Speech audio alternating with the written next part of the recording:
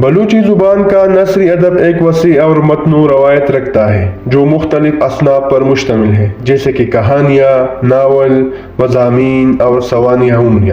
بلوچی نثری ادب نے وقت کے ساتھ ساتھ ترقی کی ہے اور اس میں روایتی کہانیوں سے لے کر جدید موضوعات تک کا احاطہ کیا گیا ہے۔ اس ویڈیو میں ہم بلوچی زبان کا نثری ادب کے بارے میں جانیں گے، لیکن ہمارے اس چینل کو سبسکرائب کریں۔ شکریہ۔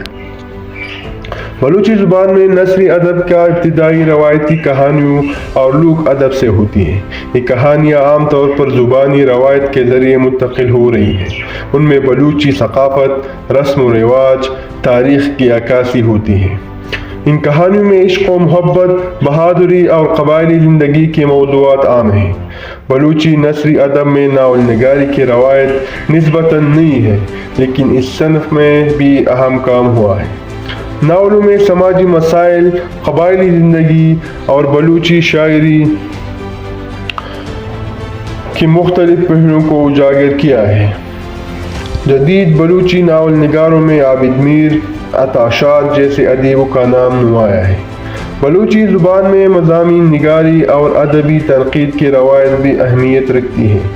ان مضامین میں بلوچی زبان، ادب، تاریخ اور ثقافت کے مختلف موضوعات پر بحث کی جاتی ہے۔ بلوچی ادب میں تنقیدی جائزے اور ادبی تجزیے بھی لکھے جاتے ہیں جو ادب کے پیروں میں معاون ثابت ہوتے ہیں۔ سوانح عمریہ اور خود نوش تحریریں بھی بلوچی نثری ادب کا حصہ ہیں۔ ان تحریروں میں بلوچی تاریخ کی اہم شخصیات کی زندگی اور کارناموں کو بیان کیا جاتا ہے۔ یہ تحریریں نہ صرف تاریخی معلومات فراہم کرتی ہیں بلکہ بلوچی ثقافت اور تاریخی معاشرت کی بھی عکاسی کرتی ہیں۔ بلوچی زبان میں صحافتی نثر بھی ایک اہم صنف ہے، جس میں اخبارات، رسائل اور مجلات کے ذریعے بلوچی عوام کے مسائل، سیاسی حالات، سماجی تبدیلیوں پر روشنی ڈالی جاتی ہے۔ بلوچی صحافت نے عوامی شعور بیدار کرنے اور زبان و ادب کے فروغ میں اہم کردار ادا کیا ہے۔ بلوچی نثری ادب میں ترجمہ نگاری کا کام بھی کیا گیا ہے، جس کے تحت دوسرے زبانوں کے اہم ادبی کاموں کو بلوچی زبان میں منتقل کیا گیا ہے۔